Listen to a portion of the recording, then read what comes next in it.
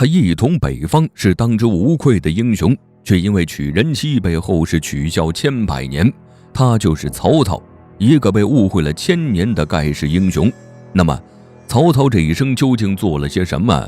为何后世对他的评价总是褒贬不一呢？一切还得从公元184年说起。这一年，一个叫张角的人带领黄巾军起义，把东汉朝廷搅得天翻地覆。只可惜张角到死也没想到，自己折腾了半天，到头来什么都没捞着，不过却意外捧红了一个人，那就是曹操。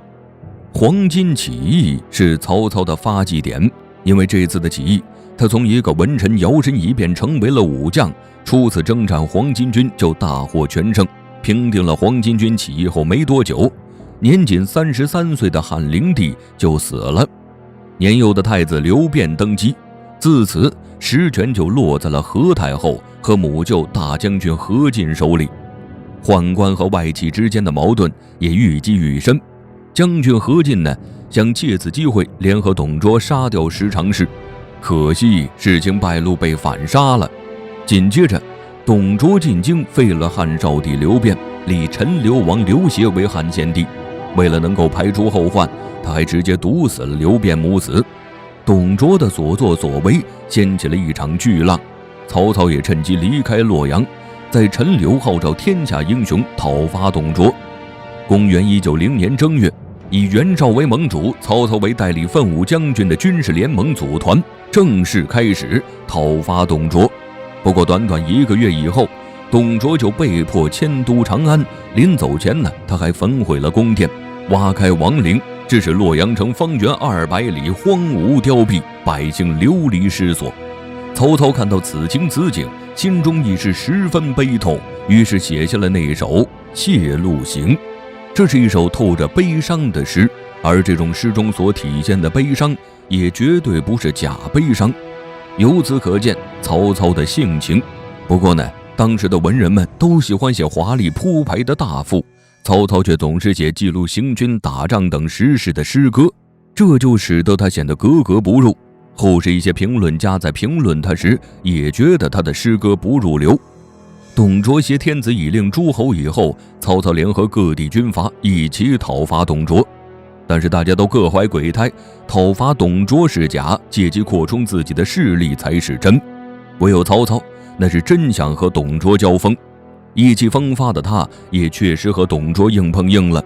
可惜的是，当时他羽翼未丰，双方军事力量悬殊巨大，最终曹操战败了。而后袁绍的堂弟袁术在淮南称帝，袁绍携傀儡皇帝在北方刻了印玺。袁术称帝后，各地军阀结盟的联军也解散了。接下来等待董卓的又会是什么呢？董卓估计到死都没有想到自己最终会被手下的吕布所杀，而这段历史都被曹操写进了《蒿里行》。正如这首诗中所写的那样，连年的战乱让百姓苦不堪言，野地里有数不尽的尸骨，士兵们常年披着铠甲四处征战，老百姓更是死伤无数。谢路行和蒿里行将董卓颠覆汉室政权以及各地军阀之间的利益斗争记录了下来。紧接着曹操开始逐鹿中原，而此时他最大的敌人也从董卓变为了昔日的盟友袁绍。不过他并没有着急打袁绍，而是选择先打刘备。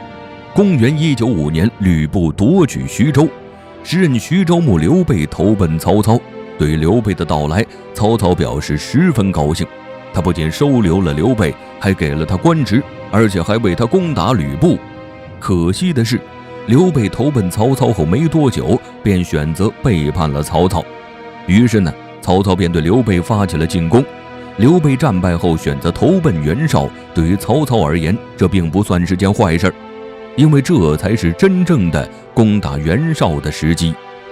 公元199年的冬天，曹操亲自率军屯于官渡，也就是今天河南中牟的东北，准备迎击袁绍，这便是著名的官渡之战。这场战役一直打了7个月，都没有分出胜负。后来袁绍的谋士许攸因献计不成，再加上家眷犯法被抓，而心生怨恨，转而投奔曹操。并献上计策，让曹操偷袭袁绍大营40里处的乌巢，那里有万余车的粮草。曹操听从许攸的建议，先派兵去劫了粮草，然后继续攻打袁绍主力。最终官渡之战以曹操大获全胜而告终。此战结束后，曹操在清点袁绍书信时，发现自己有部下勾结袁绍，但他并没有放在心上，而是表示当初袁绍势力那么强大，就连自己都不一定能够自保，更不要说手下那些人了。从这件事可以看出，曹操的心胸并不像《三国演义》中描述的那么狭隘，同时他还善于用人，能够在关键的时候听取别人的意见。官渡之战后不久，袁绍便病死了，而他的儿子们也在他死后开始自相残杀。公元204年，曹操趁着袁绍的儿子袁谭和袁尚内讧时，攻破了邺城，并将自己的根据地迁到了那里。然后又平定了并州。在平并州攻高迁的途中，他写下了《苦寒行》。这首诗既写出了冬日太行山的苦寒的险峻，同时也体现出了曹操那颗多忧多思的心。虽然他渴望一统天下，但不论何时何地，他最思念的依旧是他的家人。而后袁绍之子袁尚和袁熙竟在幽州被迫后，与乌桓单于蹋顿勾结。在得知袁绍之子与乌桓勾结后，曹操又会作何反应呢？年过半百的他决定亲征乌桓。在他的猛烈进攻下，没过多久，乌桓军便打败了。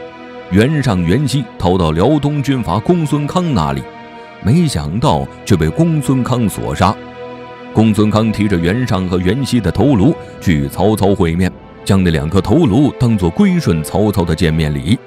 凯旋而归的曹操特意去到了碣石山登山观海，并写下了那首广为传颂的《观沧海》，从中透露的也正是他那无人能及的气魄。曹操这一生最大的愿望就是一统天下，可惜天不随人愿，因为赤壁之战的失败，造成了天下三分的局面。在赤壁之战前夕，他写下千古名篇《短歌行》。这首歌流露出他对人才的渴望以及欣赏。不论是孙权、刘琦，还是背叛过他的刘备，都是他渴望和欣赏的人才。赤壁之战失败后，他更加求贤若渴，又写出了《求贤令》。在这首诗中他提及了魏无知，介绍一个曾和嫂子私通，又接受过贿赂的陈平给汉高祖刘邦的故事，语气诙谐幽默。以曹操当时的身份地位，本不应该写别人私通受贿的故事，可他还是写了，可见他性格豪爽，敢想敢言。虽然在赤壁之战中曹操失败了，但他不仅一统了北方，而且还被封为了魏王。从某种意义上来说此时的他已经和皇帝没什么区别了。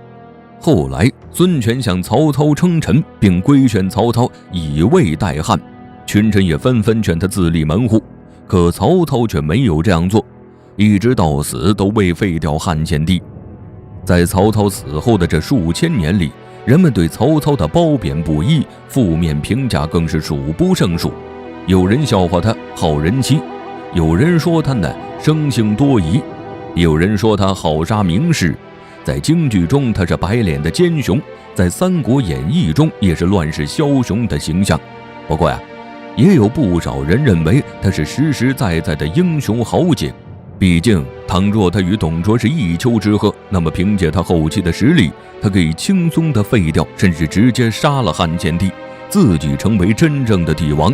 但他自始至终都没有那样做，就算后来曹丕称帝，也没有对汉献帝赶尽杀绝。由此可见，曹家父子的人，从曹操留下的诗歌中也不难看出，他是真正有魄力的英雄。或许在有些时候他表现得有些狂妄，可他却足够的坦诚，同时他也能够理解到百姓的苦。